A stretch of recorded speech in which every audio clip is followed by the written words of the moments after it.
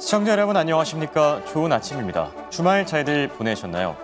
주말 동안 이슈들을 계속 팔로우하신 분들이라면 꽤나 놀라지 않았을까 생각이 드는데요. 트럼프 대통령의 관세 리스크가 다시 한번 도마 위에 오르면서 주식뿐만 아니라 암호화폐 시장까지 말 그대로 산산조각이 나버렸죠. 지금 월가에서도 다양한 의견들이 나오고 있는데요. 대폭락의 전조 증상이다. 아니다, 일시적인 충격에 불과하다. 갑론을박이 이어지고 있는데요. 글쎄요, 개인적으로는 전자보다는 후자 쪽이 조금 더 맞지 않을까 싶긴 한데 그래도 상황이 상황인 만큼 조금 더 예의주시하면서 지켜볼 필요는 있어 보이는 듯합니다. 그렇다면 이런 얘기들이 왜 나온 건지 지난주 마감 상황부터 바로 확인해 볼까요? 보시면 쉽지가 않네요. 한눈에 봐도 이게 급락이 아니라 폭락이라는 표현이 어울릴 정도로 3대 지수가 꽤나 큰 폭으로 빠졌는데요. 트럼프 대통령의 발언과 함께 한동안 잠잠했던 관세 리스크가 다시 한번 부각되면서 증시 투자 심리도 많이 뒤숭숭했던 모습입니다. 다우지수는 900포인트 가깝게 빠지면서 1.9% 하락했고요. S&P 500과 나스닥 지수는 각각 2.7% 그리고 3.5% 하락했습니다. 여기 또 월가의 공포지수로 불리는 빅스 지수도 무려 31% 급등하면서 시장의 변동성이 상당했음을 시사했고요.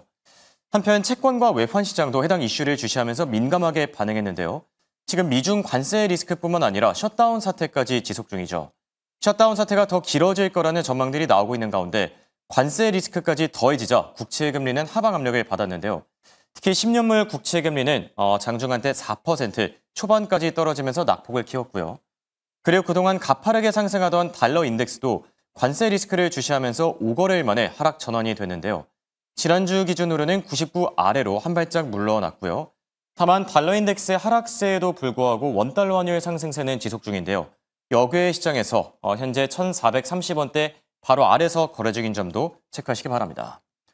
자, 그럼 다음 장 통해서 이번 주 예정된 증시 일정들도 같이 체크해 보시죠. 이번 주 핵심 키워드는 관세 리스크, 셧다운 사태, 그리고 기업들의 3분기 실적이 되지 않을까 싶은데요. 우선 월요일에는 채권 시장이 콜럼버스의 날을 맞아서 휴장에 들어가고요. 같은 날 필라델피아 연은 총재의 발언도 함께 예정돼 있습니다. 자, 한편 화요일에는 파월 회장의 전미 실물 경제협회에서 연설을 갖습니다. 경제 전망 및 통화 정책을 주제로 마이크를 잡게 됐는데 금리 인하와 관련해서 어떤 멘트를 남길지가 또 중요하겠고요. 그리고 이번 주에는 투자의 나침판으로 평가되는 은행주들의 실적을 대거 발표하죠. JP모건과 웰스카보부터 골드만삭스, 블랙록, 시티그룹 등이 이날 실적을 내놓습니다. 그리고 수요일에는 연준의 경기 동향 보고서죠. 베이지북이 발표됩니다. 셧다운 사태가 길어질 경우에 중요한 지표들이 안 나오기 때문에 그나마 나오는 베이지북이라도 좀 잘 챙겨봐야 되겠고요. 그리고 목요일과 금요일에는 소매 판매와 PPI, 수입 물가 지수가 공개되는데요. 보시면 옆에 별표 표시가 하나씩 되어 있죠. 별표 표시는 셧다운 사태가 지속될 경우에 지표가 나오지 않는다고 생각하시면 될 듯합니다. 그리고 추가적으로 15일에 발표가 예정이었던 소비자 물가지수 CPI 발표가 24일로 연기된 점까지 참고하시기 바랍니다. 결국 정리를 해보자면 관세 리스크와 셧다운 사태가 어떻게 풀리느냐에 따라서 증시 방향성도 결정된다고 보시면 될 듯합니다. 자, 이렇게 이번 주 증시 일정까지 체크를 해봤고요. 지난주 섹터와 기업 간의 분위기는 어땠는지 자세한 이야기는 김현사 아나운서와 바로 만나보시죠. 네, 셧다운 우려 그리고 셧다운 시작에도 흔들리지 않던 미국 뉴욕 증시. 하지만 미국 증시의 하락을 견인하는 건 미중 무역 갈등이었나 봅니다. 일단 미중 무역 갈등이기 때문에 중국으로의 매출 비중이 높은 기업들이 급락하는 모습을 보였습니다. 그 안에서도 기술주들의 낙폭이 두드러졌는데요. 장 전, 그러니까 프리장과 개장 초반에는 분위기가 나쁘지 않았지만 장 전에 중국에서의 뉴스가 나오고 그리고 장 중에는 트럼프 대통령이 SNS에 게시글을 게시하면서 전반적으로 하락하는 모습을 보였습니다. 테슬라 같은 경우는 RBC에서 리포트가 한 가지 나왔습니다. 옵티머스 기회로 다시 한번 반등을 꾀할 것이다 라고 이야기하면서 목표 주가를 상향하는 리포트가 나왔지만 그럼에도 불구하고 5%대 급락한 모습 확인하실 수가 있고요. 애플 같은 경우에도 모건 스탠리 측에서 아이폰 17에 대한 수요 아직까지 폭증하고 있다라고 단언하긴 이르다라는 이야기 나왔다는 점도 체크하겠습니다. 아마존과 메타 같은 경우에는 중국으로의 우려감이 조금 더 부각됐습니다. 중국 공장에서 제품을 공급해오는 아마존이기 때문에 지금 현재 나오고 있는 미중 갈등에 대한 우려감이 다시 한번 재부각됐고요. 메타 같은 경우에도 중국 기업들이 사용하는 인스타그램 그리고 페이스북에 대한 광고 매출이 감소할지도 모른다라는 우려감이 나오면서 이날 3.85% 매물이 출회됐습니다. 그럼 전반적인 분위기는 어땠는지 다음 장 히트맵 통해서 알아보시죠. 다음 장 통해서 체크해 보겠습니다. 한눈에 보더라도 정말 빨갛게 물들어 있는 모습을 확인하실 수가 있는데요. 이날 저랑 가장 가까이 있는 필수 소비재단을 제외하고는 모두 하락하는 모습을 보여줬습니다. 또다시 시작된 무역 갈등 때문에 시장이 급락하게 되었다라고 풀이하시면 좋을 것 같은데요. 개장 전부터 중국에서 여러 가지 뉴스가 나왔습니다. 히토류뿐만 아니라 선박 항만에 대한 수수료를 추가로 부과하겠다라고 이야기하기도 했고 또 퀄컴에 대한 노이즈가 나왔는데요. 이스라엘과 계약할 당시 반독점법을 위반한 혐의가 있다라고 언급되기도 했습니다. 개장 전에 이런 이야기가 나왔음에도 불구하고 장 초반에는 좀 상승 흐름을 이어가던 미국 뉴욕 증시. 하지만 트럼프 대통령이 트루스 소셜에 이런 이야기를 남겼죠. 에이펙에서 시진핑 주석을 만날 이유가 없어졌다라고 이야기를 하면서 양국 간의 두 정상이 만날 가능성이 희박해지는 것 아니냐라는 우려감에 시장이 급락하는 모습을 보였습니다. 그럼 섹터별로 흐름 한번 체크해 보시죠. 이날 반도체 기업들의 하락이 정말 두드러졌는데요. 생산에 대한 불안감도 다시 한번 부각을 받으면서 필라델피아 반도체 지수 이날만 6% 넘게 급락하는 모습을 보였습니다. 엔비디아의 4%대 낙폭 이후로 노이즈가 있었던 퀄컴도 7% 넘게 하락했고요. AMD 같은 경우에도 7.72% 하락하는 모습을 보였습니다. 그렇다면 AI주 같은 경우에는 어땠을까요? 기술적으로 좀 실적이 나온 종목들 외에는 희비가 엇갈리는 모습을 보여줬습니다. 슈퍼마이크로 컴퓨터 8% 넘게 급락했지만 어플라이드 디지털 같은 경우에는 양호한 실적을 발표하면서 이날 상승하는 모습을 보였다는 점도 확인하겠습니다. 그렇다면 리튬 가격 같은 경우에는 어땠을까요? 중국에서 리튬 가격이 하락했다라는 이야기가 나오면서 지금까지 상승이 조금 돋보였던 리튬 아메리카 그리고 엘버말 같은 경우도 하락하는 모습을 보여줬고요. 에너지주 같은 경우에도 희비가 엇갈렸습니다. 오클로는 6%대 개별 모멘텀으로 상승했다면 뉴스케일 파워는 하락했다는 점도 챙겨가시기 바랍니다. 마지막으로는 미국 증시에 상장되어 있는 중국 기업들도 하락세를 보였습니다. 알리바바가 8.45%, 핀도더 같은 경우에도 5% 넘게 급락했다는 점도 확인하겠습니다. 그럼 어떤 뉴스가 나왔고 어떤 공방이 펼쳐졌길래 이런 사태가 연출이 된 건지 다음 장 브리핑 통해서 만나보시죠. 트럼프 대통령이 중국의 히토류 통제에 대해서 매우 이상한 일이다라고 직접적인 언급을 남기고 나섰습니다.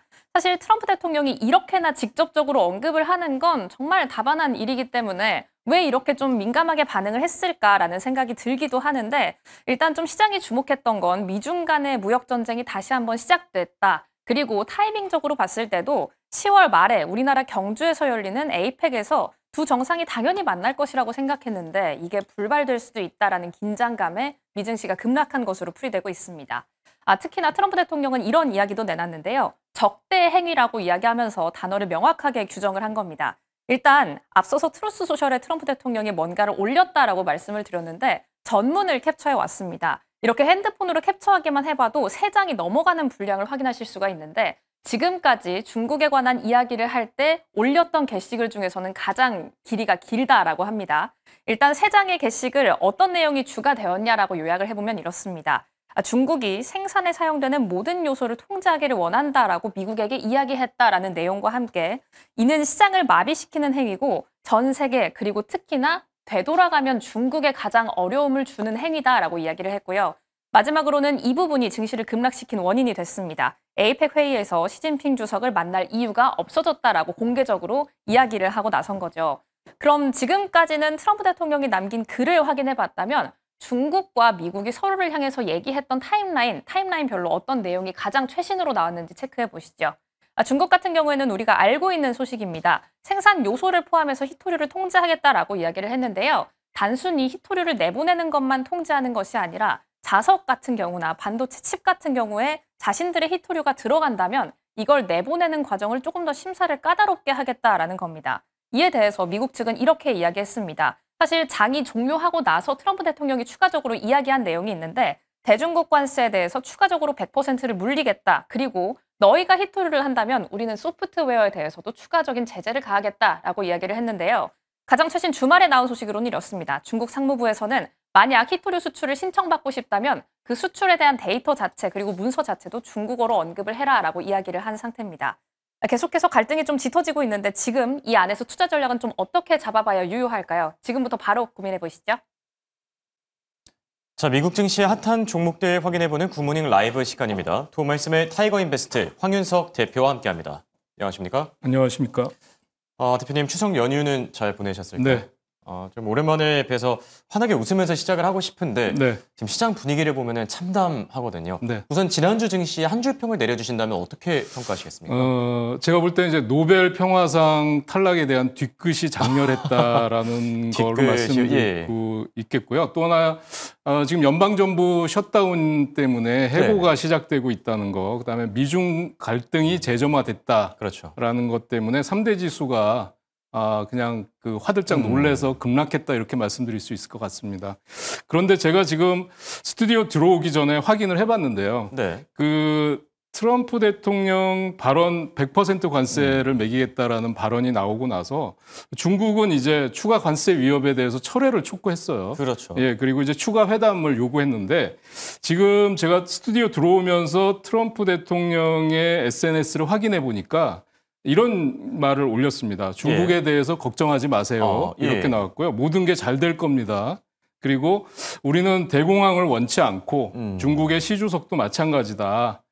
미국은 중국을 해치지 않을 거고 돕고 싶어한다. 이런 내용이 나온 걸로 봐서는. 그러면 지난주에 그런 얘기는 또 왜 남겼던 걸까요? 네, 그러니까 이게 즉흥적이죠. 제가 말씀드리고 싶은 거는 지금 가자 지구에서 철수하고 뭐 이스라엘이 철수한다라는 그렇죠. 얘기가 나왔잖아요. 그거 나오고 나서 이제 공교롭게도 노벨 평화상 발표가 나왔어요. 그런데 그런 것 때문에 심기가 불편했던 거라고 생각이 되고요. 트럼프 대통령은 물론 계산적이긴 하지만 이게 즉흥적이잖아요. 그렇죠. 예, 그래서 저는 이런 리스크가 오늘은 많이 크게 해소될 걸로 시장에서 많이 해소될 걸로 보고 있습니다. 네. 자, 미중 관세 리스크 하루빨리 좀 해소됐으면 좋겠는 마음이고요. 자, 그렇다면 대표님이 꼽아오신 종목단 이슈들 하나씩 체크해 볼까 하는데 우선 엔비디아를 들고 와 주셨어요. 지난주 뭐 엔비디아뿐만 아니라 빅테크 기업들이 많이 좀 빠지긴 했는데 엔비디아는 어떻게 보고 계시죠? 엔비디아는 사실 그 AMD의 영향을 많이 받았잖아요. 그렇죠. 그 오픈 AI가 AMD 지분 10%를 취득하면서 또 수십억 달러 규모의 AI 칩을 단연간 공급 계약을 체결하겠다 이런 뉴스가 나오면서 상대적으로 이제 AI 시장에 엔비디아의 입지가 위축될 거다라는 것 때문에 하락을 했었는데요. 최근 젠슨 왕이 CNBC 인터뷰에서 보면 AI 수요는 계속 폭발할 것이다라고 얘기를 했고요. 블랙엘 GPU 수요도 견조하다. 그러면서 또 AMD에도 언급을 했죠. AMD가 오픈 AI 지분 10% 넘겨준 거는 기발한 착상이다. 그렇죠. 라고 얘기를 했고. 근데 지금 엔비디아는 인텔에 50억 달러 투자를 하고 있고요. 오픈 AI에 1000억 달러, 그다음에 오라클과 또 그 일론 머스크의 xAI에까지 20억 달러를 투자하고 있어요. 그래서 이게 AI 칩 생산 수익뿐만 아니라 이제는 투자 수익까지도 노려보고 있는 것 때문에 이거는 넘버원의 자신감이다. 그래서 엔비디아 제국 건설을 본격적으로 하고 있다라는 것 때문에 저는 엔비디아는 지금부터 모아 가셔야 된다라는 생각을 가지고 있어요. 근데 지난 금요일장 트럼프 발언 때문에 4.89% 급락하는 모습을 보였는데요. 그렇죠. 주가는 지금 183달러 정도에 와 있습니다. 그리고 지금 최고가는 195달러 정도에 있는데 지금 구간에서는 저는 매수를 하셔야 된다고 보고 있고요. 지금 목표 주가를 300달러까지 올리는 투자은행들도 나타나고 있는 상황입니다. 그래서 지금은 저점에서 모아가야 될 시기가 아닌가 이렇게 보고 있습니다. 엔비디아 투자 전략과 관련해서는 조정을 받을 때 들어가는 게 좋을 것이다. 이렇게 매수 관점으로 얘기를 해주셨고요. 자, 그리고 어플라이드 디지털에 대한 얘기도 같이 나눠볼까 하는데 오랜만에 들고 와 주셨네요. 어떤 이슈들이 있었죠? 네, 실적 발표하면서 급등이 나왔었죠. 그래서 지금 AI 거품론 또 얘기가 계속되고 있는데 골드만삭스나 대형 IB들이 AI 거대 인프라 생태계 구축 초기 단계다. 그래서 아직 거품은 아니다라는 걸 얘기하고 있고요. AI 수요가 기하급수적으로 증가할 거다. 따라서 지금 AI 소프트웨어나 이런 업체들이 앞으로 수혜를 받게 될 거다. 이렇게 얘기가 나왔는데 어플라이드 디지털 실적 발표가 전년 동기 대비해서 내년 1분기가 84% 증가한 걸로 나왔어요. 그리고 또 코어이브와 6월달 70억 달러 리스 계약에다가 150메가와트 계약을 신규 체결을 하면서 급등이 나왔는데 역시 그 트럼프 발언을 피해가지 못했습니다. 그렇죠. 장중에 뭐 20몇 %까지 급등하다가 상승 탄력이 조금 둔화되면서 16.05% 급등으로 마감이 됐는데 역시 여기서 대량 거래가 터지면서 이제 신고가까지 그대로 내달리는 흐름이 나왔는데요. 이제 단기간에 급등했기 때문에 저는 좀 차익 실현을 하시고 그다음에 다시 눌림목 구간 조정을 기다리시는 게 좋지 않을까 이렇게 보고 있습니다. 네. 어플라이드 디지털은 조금 더 지켜보는 게 좋다. 관망 관점으로 제시를 해주셨고요. 그리고 우리 서학개미들의 테슬라 450달러 고점을 찍고 나서 지금 뭐 410달러까지 계속 빠지고 있는데 테슬라는 어떻게 보세요? 테슬라가 지금 중국 판매량이 이제 신형 모델 Y로 인해서 증가세를 보일 것이라는 기대가 나오고 있어요. 그리고 가격을 정말 엄청나게 다운을 시켰더라고요. 그렇죠. 예, 그래서 그 RBC 같은 경우는 옵티머스를 기회로 인해서 목표 주가를 500달러로 또 상향 조정하는 이런 뉴스가 나오면서 상승 출발을 했었는데 역시 트럼프 발언을 피해가지 못했습니다. 그래서 트럼프의 대중국 관세 인상을 시사하면서 급락하는 모습을 보여줬고요. 지금 추세적으로 보면 470달러 고점을 찍고 이제 우하향하면서 21선, 이 일봉 차트상의 21선이 이탈하는 모습을 보여주고 있어요. 그래서 지금 그 중국 매출 둔화라든지 아니면 가격 인하에도 앞으로 판매가 어떻게 진행이 될 거냐 이런 걸 또 조금 더 지켜보시면서 관망하실 필요가 있지 않나 이렇게 생각이 되고요. 지금 시장에서 보고 있는 뭐 로보택시나 자율주행 관련 것도 앞으로 자율주행 테스트가 계속 진행이 되고 있는데 여기서 아마 여러 가지 또 얘기들이 많이 나올 것 같아요. 그 뭐 문제점들도 발생이 될 수 있을 것 같고요. 그래서 조금 관망하실 필요가 있다 이렇게 말씀드릴 수 있겠습니다. 네, 중국 쪽은 매출 둔화 리스크가 이 발목을 잡을 수 있는 만큼 좀 더 지켜보는 게 좋을 것 같다 이렇게 얘기를 해주셨는데 만약에 그렇다면 잡는다면은 몇 달러 정도에서 들어가는 게 좋을까요? 테슬라를 워낙 투자하시는 분들도 많다 보니까.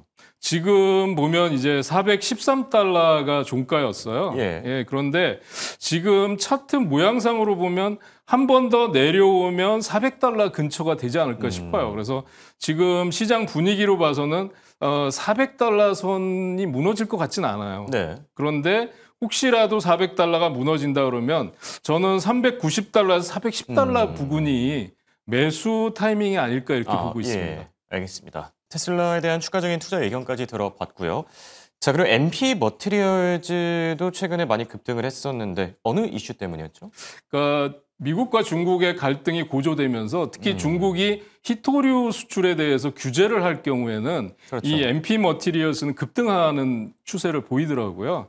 이게 미국이 이제 미국 정부도 투자를 하고 있는 미국 내 유일한 히토류 생산 업체입니다. 그래서 이 규제 강화에 따른 반사 이익 때문에 급등이 나왔는데요. 주가를 보면 신고가 경신했었고 장중 고점이 84.92달러 신고가 경신한 다음에 윗꼬리를 길게 단 양봉이 나왔는데 거래량이 폭발하는 모습을 보였어요. 그래서 미중 갈등이 완화되면 단기간에 급등했던 종목이 급락하는 경우가 있기 때문에 조심해야 될 타이밍이다 이렇게 생각이 되고요. 저는 지금 구간부터는 비중 축소하시고 단기 급락 요인이 있다는 거 대비를 하셔야 될 걸로 보고 있습니다. 네, 자 이렇게 이슈별로 좀 체크를 해봤고요. 이번 주에 투자 전략을 어떻게 세우는 게 좋을지 투자자분들도 고민이 많을 것 같습니다. 지금 이게 뭐 대폭락장의 시작인지 아니면 뭐 일시적인 뭐 하락에 불과한 건지 뭐 그나마 다행인 점은 비트코인도 그렇고 암호화폐 시장은 조금 되살아난 것 같은데 대표님은 투자 전략 어떻게 세우실 것 같으세요? 저는 지금 사실은 그 뭐 대공황이 온다, 뭐 경기 침체가 온다, 뭐 지금 AI 거품론 얘기가 나왔는데요. 3분기 어닝 시즌이 지금 본격적으로 개막했잖아요. 그리고 연방 정부가 셧다운 된다고 하더라도 지금 아직 미국 경제는 견조하다라는 얘기가 대부분 나오고 있는 상황에서 저는 지금 저가 매수 기회가 아닐까라고 보고 있어요. 그래서 말씀해 주신 대로 지금 비트코인 같은 경우도 미중 간의 갈등이 고조되면 11만 달러가 붕괴됐었거든요. 비트코인이. 근데 지금 보니까 11만 2천 달러 정도까지는 회복을 했어요. 그래서 단기 하락폭이 큰 종목들, 그다음에 그런 종목들 위주로 저는 분할 매수 해봐도 괜찮지 않을까라는 생각을 가지고 있고요. 기업 실적 발표가 있는 만큼 실적 변수 잘 챙기면서 아까 말씀드렸던 그런 종목들 위주로 단기 낙폭 과대 종목들 분할 매수 관점에서 이번 주는 대응하셔도 크게 무리가 없다 이렇게 보고 있습니다. 네, 그리고 이번 주에도 중요한 일정들이 많이 나와 있는데 어떤 일정들 위주로 살펴보는 게 좋을까요? 이제 10월 14일 날은 파월 의장 발언이 있잖아요. 네. 그래서 그거를 좀 유심히 보셔야 될 것 같고 14일 날부터 본격적으로 그 금융주들의 실적 발표가 있습니다. 그래서 그리고 15일 날 원래는 이제 9월 CPI 발표가 있을 예정인데 그렇죠. 연방정부 셧다운 때문에 이게 아마 늦어질 것 같아요. 네. 일부에서는 17일 날 발표된다, 24일 날 발표된다 여러 가지 설이 있습니다. 그래서 이 CPI도 변수가 될 것 같고요. 그다음에 9월 달 비농업 고용 보고서 발표되는 금요일 날, 그다음에 네. 옵션 만기일이기도 하고요. 그래서 앞으로 10월 달 FOMC 회의에서 금리를 추가 인하하느냐가 시장의 중요한 변수가 될 것 같기 때문에 그 관련해서 연준 이사들의 발언도 시장에 영향을 미칠 수 있는 중요한 요인이다 이렇게 보고 있습니다. 네. 사실상 셧다운 사태가 길어질 경우에 이제 이런 중요한 지표들이 발표가 되지 않죠. 그런 만큼 연준 위원들의 발언들이 더 중요해지지 않을까 싶기도 합니다. 지금까지 도움 말씀의 황윤석 타이거인베스트 대표와 함께했습니다. 감사합니다.